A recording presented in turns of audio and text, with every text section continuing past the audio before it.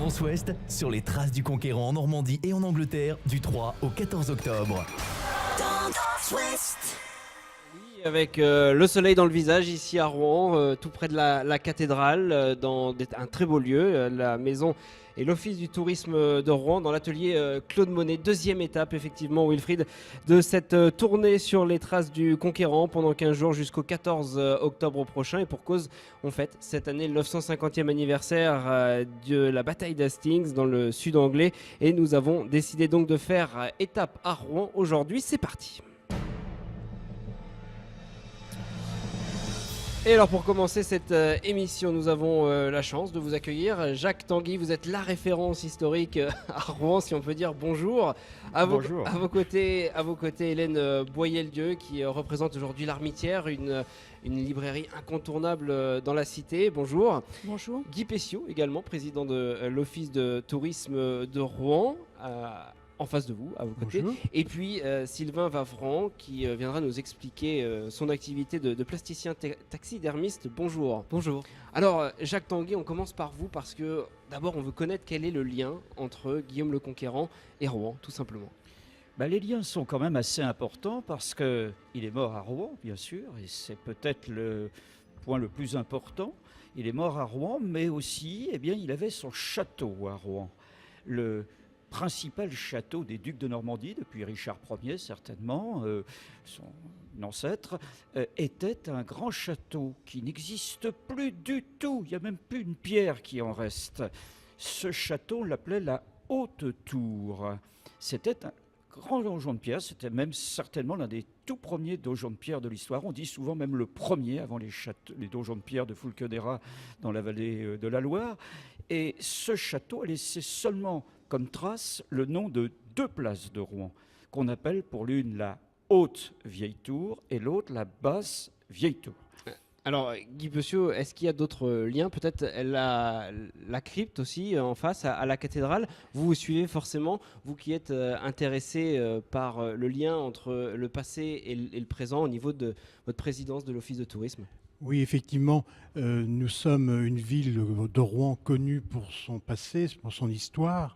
Et effectivement, si on se reporte à l'époque de Guillaume le Conquérant, c'était une époque où Rouen faisait quasiment jeu égal avec Londres et Paris. C'était une des villes les plus importantes de l'Empire, même si l'Empire n'est peut-être pas le mot exact qui convient, mais Plantagenet. Et nous avons, de cette époque-là, un certain nombre de monuments, que ça soit effectivement à Saint-Paul, la petite chapelle de Saint-Paul, que ça soit ici en face de nous la tour Saint-Romain. On a également un monument, le plus ancien monument juif de France qui date aussi de cette époque-là. Et nous avons gardé les siècles qui ont suivi la période ducale, nous avons gardé la 2e ou 3e place dans les villes de France. Donc c'est un patrimoine qui aujourd'hui est mis en valeur par une politique touristique à l'échelle de la métropole. Alors on va pas refaire le débat, mais Jacques Tanguy, historien, est-ce qu'on peut dire que Rouen à l'époque était la capitale de la Normandie avec notamment ce château? Oui, le terme est un petit peu délicat parce que le terme de capitale, si on veut prendre l'acception actuelle, ne s'applique pas pour ces époques-là. On peut dire à la limite que la capitale est là où est le chef, le duc, le roi, etc. Mais on peut dire que, Guy Pessiot a fort raison de le dire, c'est que Rouen était la ville la plus importante, et de très loin, puisqu'il disait que c'était à l'égal de Rouen et de Londres. Londres était bien loin derrière à cette époque-là, mais je dirais à peu près à l'égal de Paris, et donc une ville très importante, et aussi, surtout, le siège de l'archidiocèse, comme on dit, on est juste en face d'ailleurs, c'est-à-dire la métropole religieuse. Et d'ailleurs, c'est pas par hasard si Guillaume était là en 1063, il ne s'appelait pas encore le Conquérant, c'était encore le bâtard. Il était là pour la dédicace, l'inauguration maintenant, d'une grande cathédrale romane, dont il nous reste d'ailleurs un site. Vous pourrez aller vous installer à l'emplacement où Guillaume a certainement séjourné, dans la crypte romane de cette cathédrale de Rouen. Bon, des dédicaces de l'époque, on passe à d'autres dédicaces, à l'Armitière, de temps en temps dans un tout autre genre.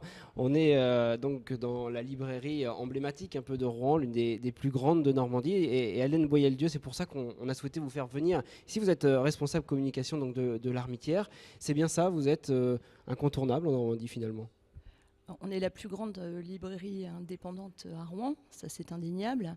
Il y a aussi beaucoup de librairies spécialisées.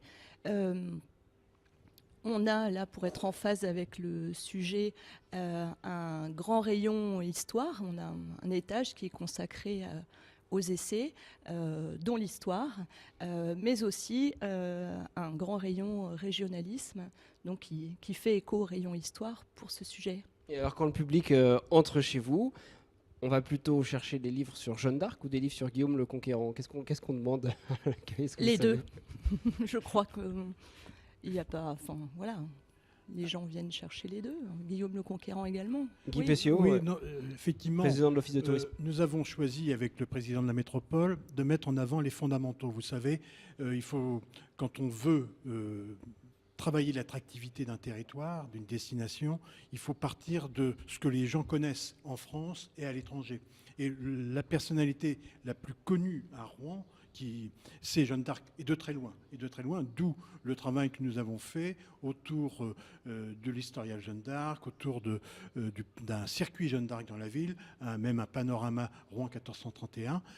Donc c'est Jeanne d'Arc. Après, il y a tout ce patrimoine médiéval qui est important, et notamment le rappel des époques vikings, qui ne sont pas seulement des périodes de destruction. C'est aussi, comme le rappelait Jacques, aussi des périodes de construction, et c'est tout à fait important, et c'est une des bases de notre fierté, d'avoir été quand même, nous les Normands, c'est quelque chose, ça reste dans nos chromosomes, et c'est important, et c'est effectivement quelque chose à mettre en place. Après, il y a d'autres personnes, comme Gustave Flaubert, etc., et puis d'autres périodes, comme l'impressionnisme, notamment en face de la cathédrale. Pour beaucoup, nous sommes ici même dans l'atelier de Claude Monet pour peindre ces cathédrales, et pour beaucoup, Rouen, c'est les cathédrales de Monet. Donc, vous voyez, c'est ce qu'on appelle les fondamentaux, et c'est ces fondamentaux-là que nous avons mis en valeur pour créer des outils touristiques, de la communication, des visites particulières et des bâtiments nouveaux comme l'Historial. Et Hélène Boyel-Dieu, donc de la librairie L'Armitière, justement, est-ce que vous sentez comme depuis le 1er janvier un regain d'intérêt pour ces figures emblématiques normandes? Est-ce que vous avez ce ressenti, vous, en magasin? Tout à fait, oui. On a énormément de demandes, effectivement, comme le disait Guy Pessiot. Là, il y a eu le festival Normandie impressionniste, donc il y a eu une grande demande autour de ce sujet, et Monet, évidemment. Alors, on a un autre acteur local emblématique à sa manière, plasticien taxidermiste Sylvain Vavran. Rebonjour. Vous, votre activité, elle est bien sûr singulière. Est-ce que vous pouvez la présenter, parce que tout le monde ne sait pas ce que c'est qu'un taxidermiste ou même un plasticien? En quelques mots, alors moi je suis originaire de la Sologne, mais normand depuis 3 ans maintenant. Donc Rouen pour moi c'est un vrai vivier de création où j'ai pu déployer mon geste artistique. La taxidermie, ça vise à rendre l'apparence du vivant à un animal qui est décédé. Il faut savoir que moi je travaille exclusivement avec des animaux que je récupère sur le bord de la route. L'idée étant de leur faire hommage par le biais de sculptures, d'installations, de costumes et de parures également. Le lien avec le patrimoine ici, moi je suis plutôt dans un nouveau patrimoine, donc essayer de valoriser la création contemporaine, notamment en lien avec le Festival Normandie impressionniste. Je suis co-directeur d'un collectif d'artistes qui a présenté un projet dans le cadre de ce festival-là. Donc un collectif qui s'appelle Nos Années Sauvages, qui fait la promotion d'artistes qui travaillent sur le thème de l'animal et de la nature sur le territoire. Et concernant vraiment ma pratique, voilà, j'utilise la taxidermie, donc vraiment un artisanat qui est né plutôt au XVe siècle avec la découverte de nombreux pays, de nombreuses contrées où on découvre des espèces végétales, minérales et animales. Et du coup, la taxidermie était le moyen de pouvoir préserver ces espèces, d'où la naissance des cabinets de curiosité, des muséums d'histoire naturelle, et maintenant voilà, des œuvres plus contemporaines à partir de ces matériaux. Et voilà, pour moi, il s'agit vraiment de leur faire hommage via mes créations. Et Guy Pessiou, vous avez donc un artiste là à mettre en valeur sur le Oui, territoire. tout à fait, tout à fait. Et effectivement, vous venez de le dire, il y a un passage intéressant entre notre muséum où nous avons la taxidermie traditionnelle et un musée du 19e siècle dans son jus absolument remarquable, presque unique en France, et puis effectivement de nouveaux artistes qui reprennent des artisanats anciens pour les mettre au goût du jour. Dans la modernité. Avec des problématiques d'aujourd'hui. Donc, les accidents de la route, c'est la première cause de mortalité de la faune sauvage. L'autre cause de mortalité dans le milieu créatif, c'est l'élevage. Il y a des millions d'animaux qui sont abattus chaque année pour le monde de la mode et notamment de la fourrure. Moi, j'essaie de proposer une alternative en proposant justement la récolte et la transformation d'espèces décédées naturellement ou accidentellement. Aucun animal chassé. On sait que Guillaume, pour faire rien, Guillaume était un grand chasseur. Aucun animal chassé. Non, je viens de la Sologne, mais je laisse cette partie-là de côté. Donc, Jacques Tanguy, justement, par rapport à l'art et par rapport à l'érudition de Guillaume le Conquérant, est-ce qu'on sait si cet homme avait un intérêt particulier pour ce qui se faisait à l'époque en la matière ? On n'a pas beaucoup d'indications. C'est surtout un politique, je dirais, un guerrier. Il a passé son temps à cheval. Il est mort suite d'ailleurs à un accident de cheval. Donc on n'a pas beaucoup de connaissances dans ce domaine-là.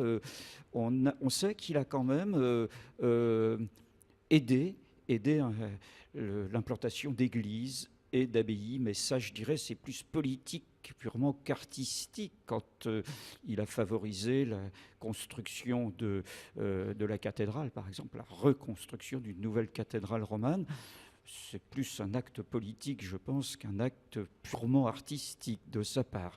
Je ne sais pas, les connaissances que nous avons sur lui viennent d'un certain nombre de chroniqueurs qui ont écrit bien après sa mort. C'est le cas de Dudon de Saint-Quentin. Excusez-moi. Je ne vais pas pouvoir vous aider, son oui, nom va pas me revenir non plus. Donc, chroniqueurs qui ont écrit bien après Dudon de Saint-Quentin et qui ont écrit après... non, Dudon de Saint-Quentin était avant. Mais un certain nombre de chroniqueurs qui ont écrit après sa mort. Donc, on a quand même... pas une vision intime de son existence et de sa vie. Guy Pessiot. C'était surtout un chasseur et nous avons des bois tout autour de Rouen, et notamment la ville de Bois-Guillaume, qui rappelle un petit peu les propriétés des ducs. Il y avait aussi Verquevilly, il y a aussi des forêts qui étaient réservées notamment à la chasse. Jacques Tanguy, Guy Pessiot et Sylvain Vavron, ainsi qu'Hélène Voyelle-Dieu de l'Armitière, donc. Sylvain Vavran, plasticien taxidermiste, merci d'avoir été avec nous pour cette première partie d'émission sur les traces du Conquérant. On est en direct de Rouen jusqu'à 13h face à la cathédrale dans le très bel atelier de Claude Monet à l'Office de tourisme. On se retrouve dans quelques minutes, restez avec nous.